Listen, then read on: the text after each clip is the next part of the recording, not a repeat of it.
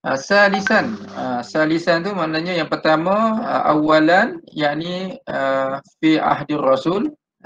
Sanian, yakni jam'ul Quran bimakna al-kitabah wa tadwin fi ahdi Abi Bakar As-Siddiq radhiyallahu anhu. Wasalis, yakni jam'ul Quran bimakna naskhihi fi ahdi Utsman bin Affan radhiyallahu anhu. Naskhihi maknanya menyalin semula. Sebab dah mashaf, tapi dia disalin semula ke dalam mashaf yang lain. Okey, yang pertama sebab apa ataupun faktor mengapa disalin semula. Mengapa peristiwa pengumpulan Al-Quran pada zaman Utsman ini berlaku. Jadi saya rasa semua dah tahulah, pada masa Utsman ini negara Islam ataupun wilayah kekuasaan Islam tu dah semakin berkembang sampai ke timur dan barat, sampai ke benua India, benua Eropah dan benua Afrika, yang mana zaman tu juga sampai ke Andalusia. Itu adalah pada zaman Utsman. Jadi apabila meluasnya wilayah Islam itu, maka sahabat-sahabat pun dia bertebaran ke seluruh, kita kata, pelusuk negara Islam lah, tempat-tempat umat Islam. Dan sahabat-sahabat itu berperanan mengajarkan Al-Quran kepada penduduk-penduduk di sekitar kawasan tempat mereka tinggal. Pada masa ini, membaca Quran itu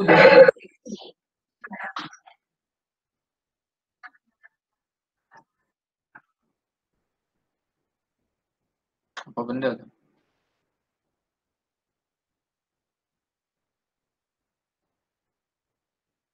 Okey, gangguan. Pada masa tu berlaku apa tadi, sahabat-sahabat yang mengajar di tempat-tempat yang pelbagai, dan mereka membaca Al-Quran tu berdasarkan kepada tidak dengan satu huruf, tetapi dalam lingkungan 7 huruf. 7 huruf ni macam yang saya sebut dululah, iaitu bentuk-bentuk bacaan. Jadi menyebabkan mereka mengajar tu kadang-kadang tidak sama antara satu sama lain. Mungkin ada sedikit sebanyak perbezaan bahasa, perbezaan segi sebutan.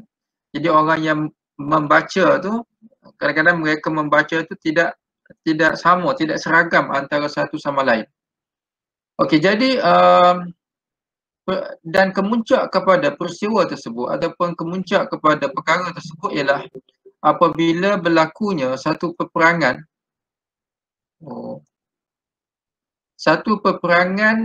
di negeri Azerbaijan dan Armenia. Di Azerbaijan dan Armenia, yang menyebabkan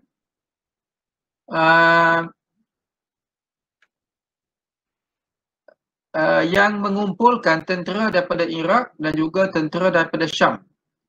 Dalam peperangan tersebut, tentera-tentera daripada Syam baca Quran tidak sama dengan tentera yang daripada Iraq.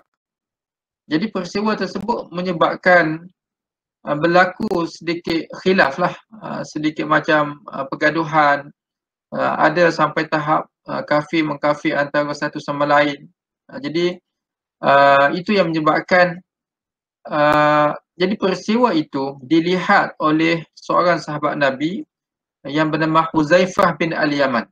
Jadi Huzaifah bin Al-Yaman apabila melihat perkara tersebut, dan mereka telah mengadu perkara tersebut kepada Sayyidina Utsman bin Affan.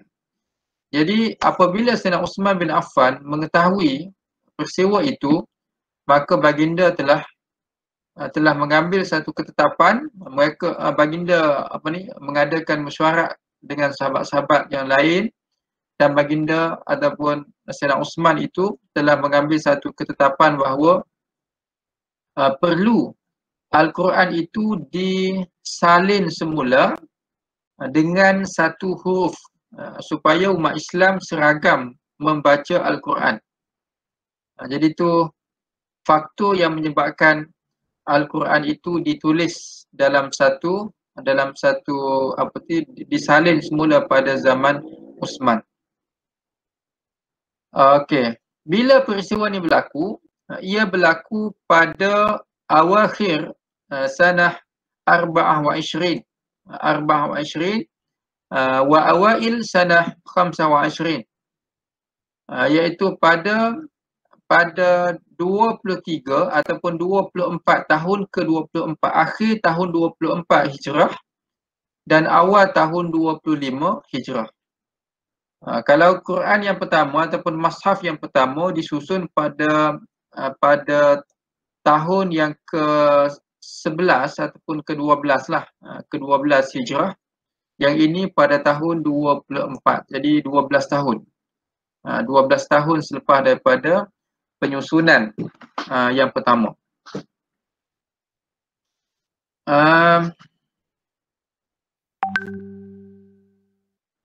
Bagaimana?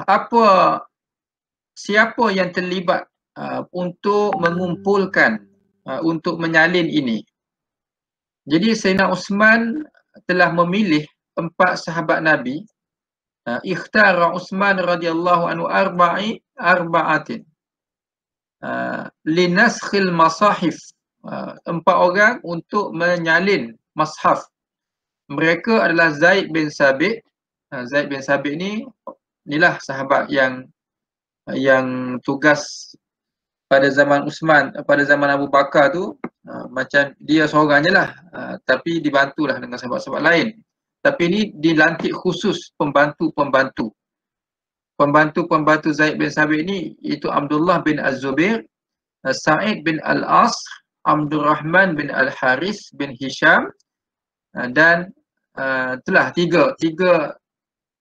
tiga orang ini di kalangan bangsa Quraisy, iaitu Abdullah bin Az-Zubair, Sa'id bin Al-As dan Abdul Rahman bin Al-Haris ni adalah bangsa ataupun kaum Quraisy. Pada mula untuk melantik tu, Sayyidina Uthman tanya, faqad sa'ala Uthman radhiyallahu anhu as-sahabah man aktubun nas, siapa yang paling pandai menulis?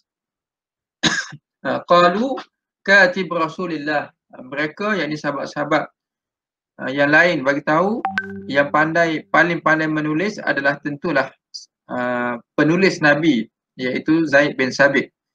Qala fa ayyun nas a'rab.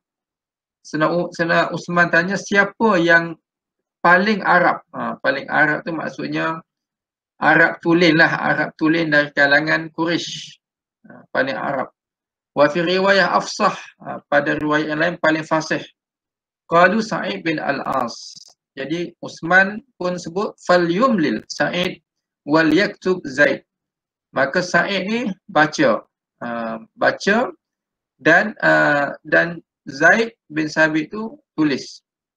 Jadi ini adalah antara individu ataupun sahabat-sahabat yang terlibat secara langsung lah di dalam penulisan ataupun dalam pengumpulan yang peringkat yang ketiga pada zaman Uthman ini. Okey, kemudian saya terus kepada mazaya. Mazaya ni macam keistimewaan. Apa keistimewaan Jam'ul Quran pada zaman Uthman? Okey, tamayyaza hadzal jam' bimazaya adidah minha. Ini antara keistimewaan ataupun ciri khusus yang berlaku pada zaman Uthman ini. Yang pertama, katabal Quran ala harfin wahidin. Macam yang saya sebut tadilah. Ditulis Al-Quran itu, kutibal Quran ala harfin. Ditulis Al-Quran itu dalam ataupun dengan satu huruf daripada 7 huruf. Maknanya dia tidak masukkan semua huruf atau semua bentuk bacaan. Untuk kita mudah gambar, huruf ni adalah bentuk bacaan. bentuk bacaan yang dibaca. Wa qad kataba mujarradan hatta yahtamila ahrafan ukhra. Jadi ditulis satu huruf itu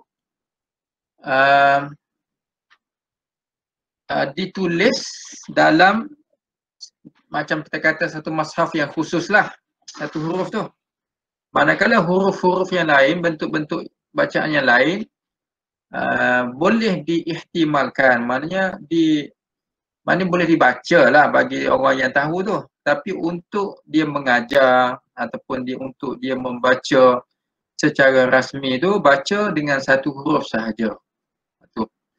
Fa'in lam yahtami illa harfan wahidan kataba bilisan Quraisy. Jadi satu huruf tu adalah huruf Quraisy lah, ataupun dalam sebutan Quraisy. Qala Ibnu Qayyim jama'a Utsman radhiyallahu anhu an-nas ala harfin wahidin min ahrafis sab'ah allati atlaqa lahum Rasulullah. Kerana Nabi ni membaca Quran berdasarkan kepada huruf Quraisy tu. Kerana Nabi bangsa Arab Quraisy, Nabi membaca Quran dengan bahasa Quraisy. Yang kedua ihmal ma nusikhat tilawatuhu. Ini juga berlaku pada zaman Utsman, pada zaman Abu Bakar, iaitu ayat-ayat yang dimansuhkan itu dinasah ataupun tidak ditulis, ditinggalkan ayat-ayat yang dimansuhkan. Ini sama dengan zaman Abu Bakar lah.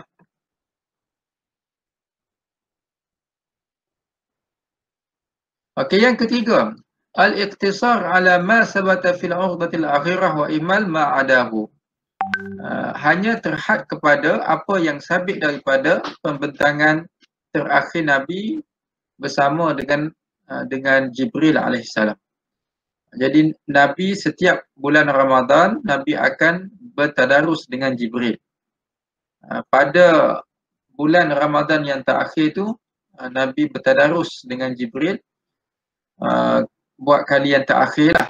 Jadi pada masa tersebut ada bersama-sama dengan Nabi adalah sahabat-sahabat, antaranya Zaid bin Sabit.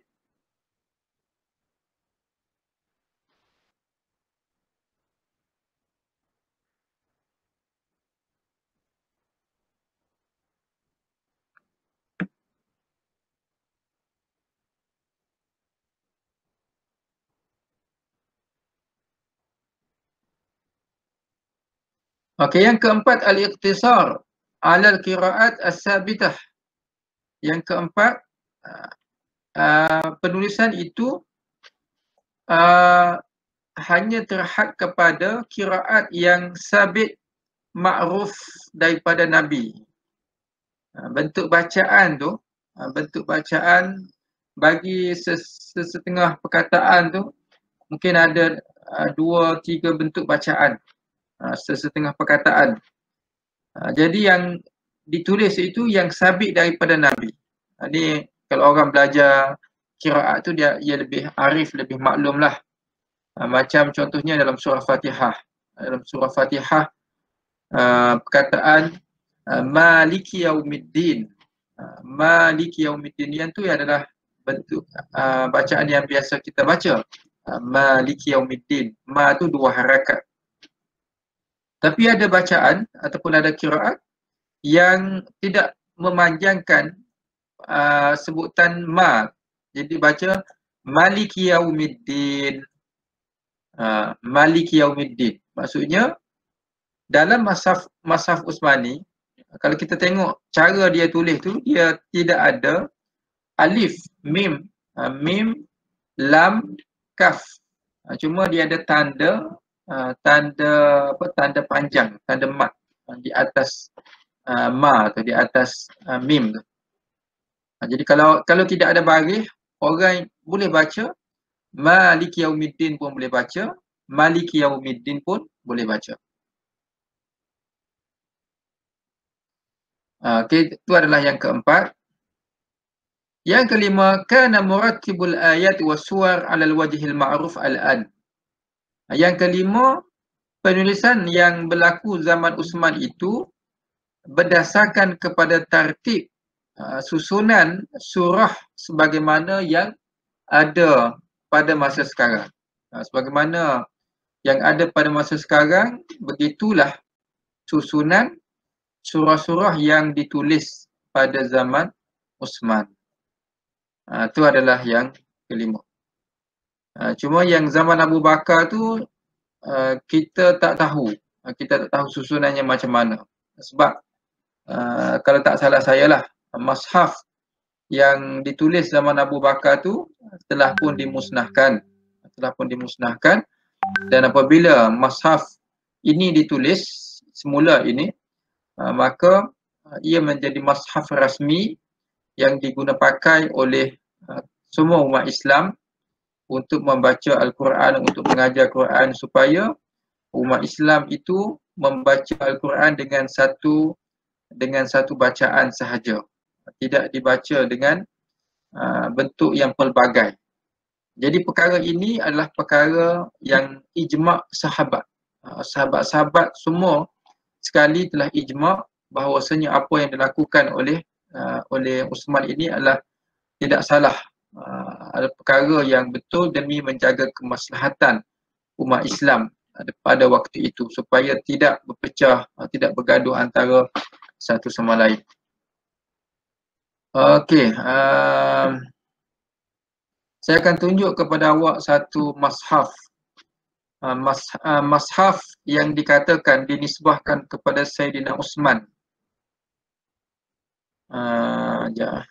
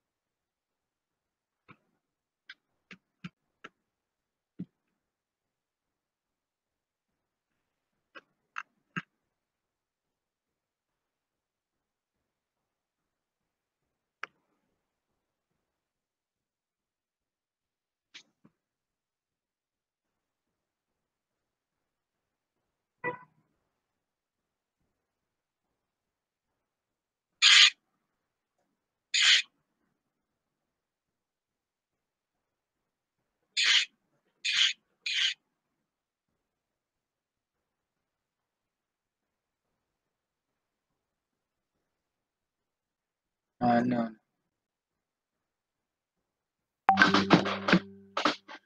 Semalam jumpa dah. Saya tak ingat letak kat mana.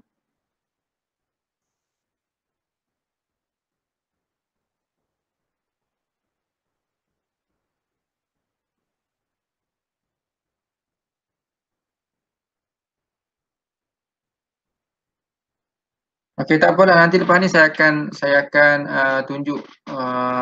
Jadi mushaf yang dinisbahkan ataupun yang dikatakan, jadi didigitalkan mushaf tersebut, dan di atas, sebelah atas tu dia ada tulisan asal, dan di sebelah bawah tu adalah ayat Quran yang ditulis pada hari ini, ataupun ayat Quran yang kita boleh baca. Saya kena cari dulu dekat mana.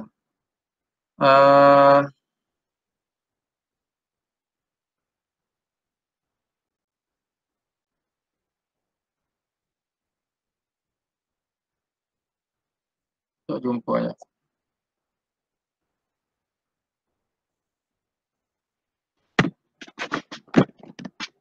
Semalam dah buka dah. Saya tak save tempat dia.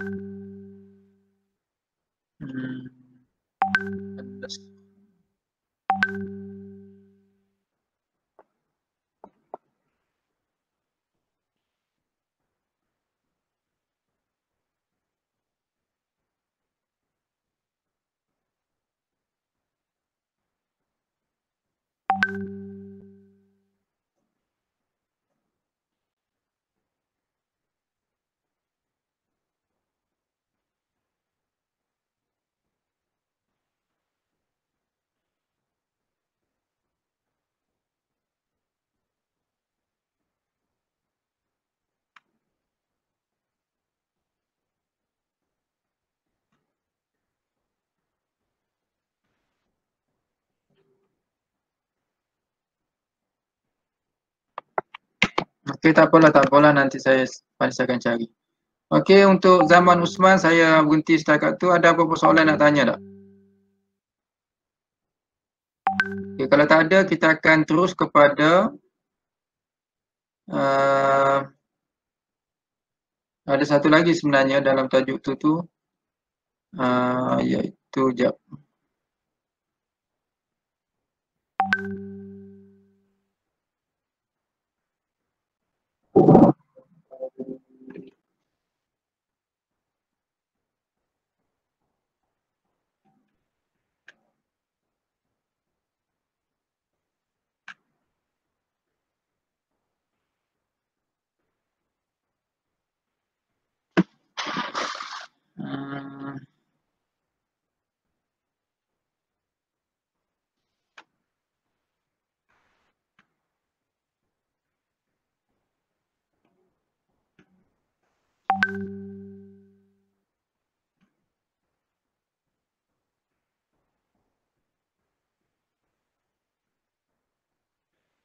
Okey, iaitu apa beza antara yang ni akan kita bincang, saya akan tanya awak lah.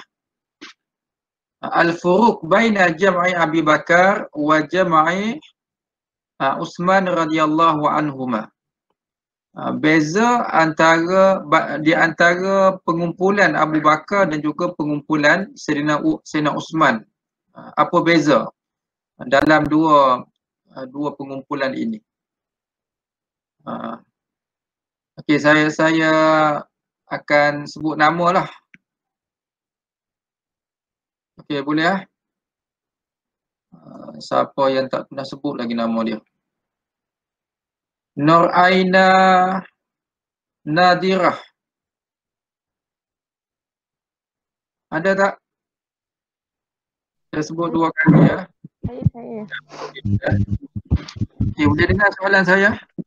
Apa beza antara jam'ul Quran fi ahdi Abi Bakar wa fi ahdi Uthman?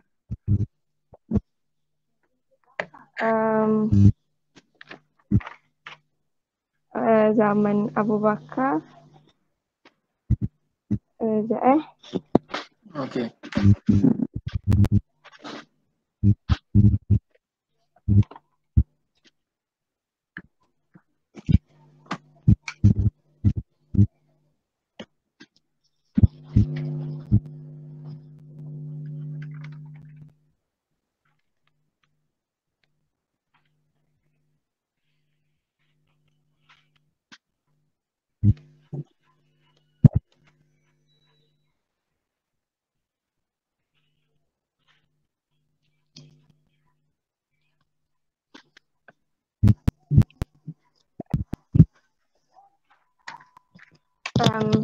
Zaman Abu Bakar, ayat yang dimasukkan tu disekalikan.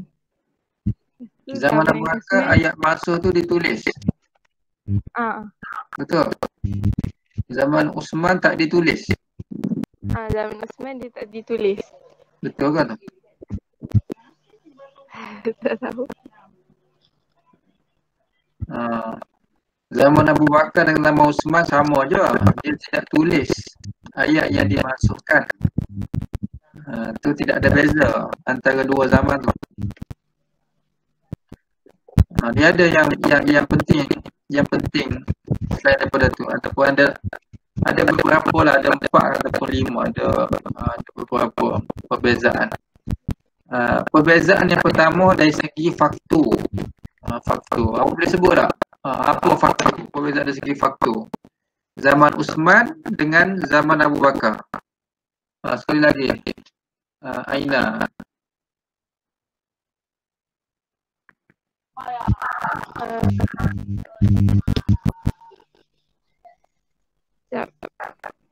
Apa faktor? Segi faktor.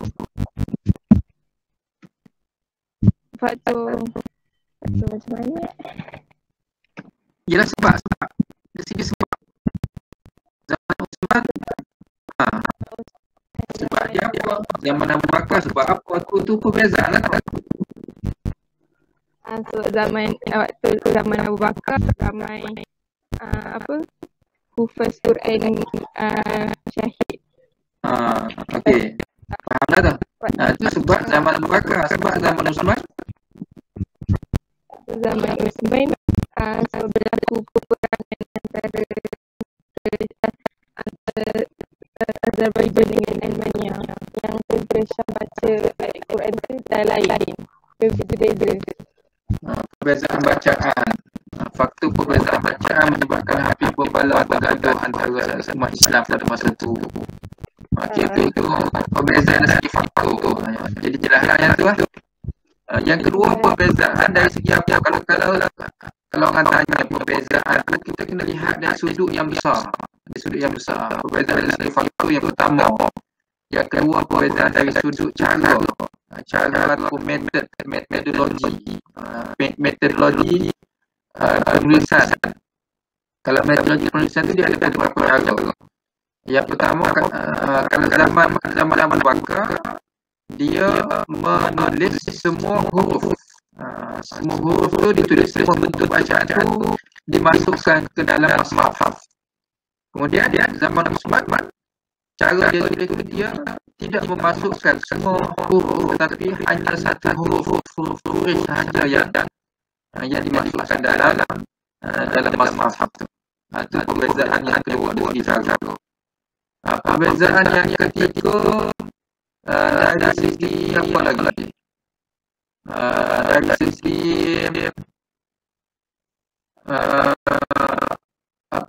Sayyidina Abu Bakar, dia tidak macam tak suruh ataupun tidak mengadakan ketetapan baca huruf yang mana. Tidak dipanggil lam yalzimun nas. Abu Bakar tidak melazimi manusia pun tidak mendatang manusia untuk membaca satu-satu huruf tertentu. Boleh baca mana-mana huruf yang disukai lah. Tapi zaman Uthman yalzimun nas, menetapkan kepada manusia supaya mengikut bacaan yang dibaca oleh Nabi. Bentuk bacaan yang dibaca oleh Nabi iaitu huruf sahaja.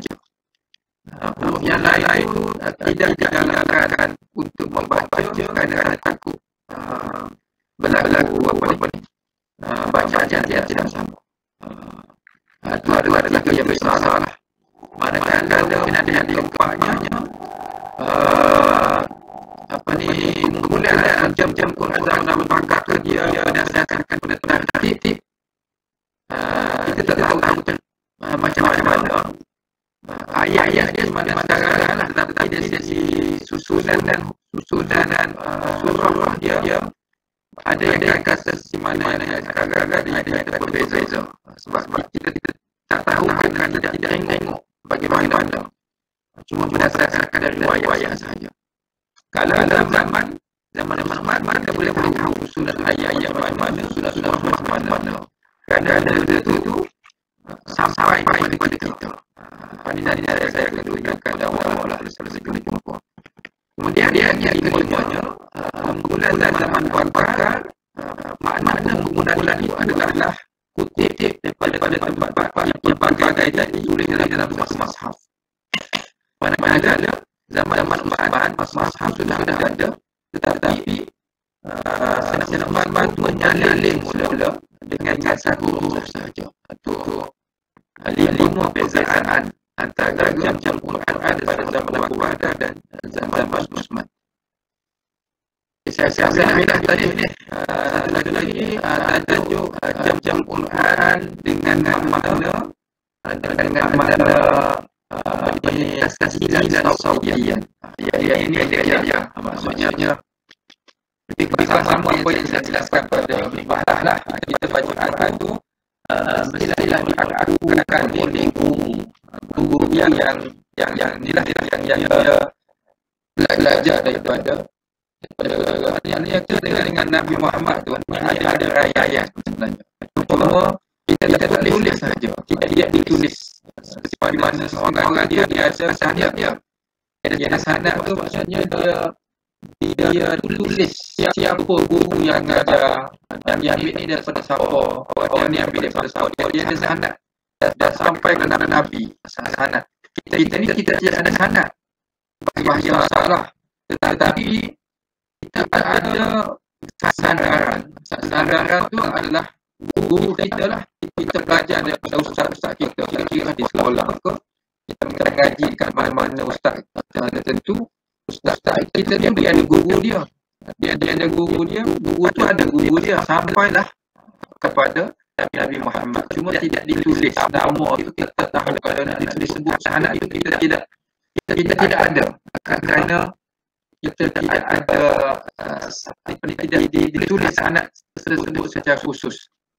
Bagi orang yang dia mementingkan sanad, dia ada kalau awak belajar sejak awak ada jumpa orang yang belajar Quran ada sanad daripada Nabi, maka bolehlah kita ambil, kita belajar daripada dia supaya kita belajar baca Quran itu dengan adanya sanad cara bertulis. Itu adalah tasjil dan sautiyah. Belajar daripada face. Belajar dengan komputer atau belajar sekarang ini macam-macam kaedah dengan tu boleh jugalah sebagai membantu. Tapi nak tu kita kena ada guru yang boleh kita semak bacaan kita. Okey, itu untuk tajuk Jam'ul Quran. Jadi secara keseluruhannya saya habislah perbincangan Jam'ul Quran. Jadi kalau nak baca tu boleh baca dalam buku, dalam seperti mana yang ada dalam kos konten tu. Carilah buku mana-mana, kalau tajuk Jam'ul Quran insya-Allah akan ada. Okey, ada apa-apa soalan nak tanya?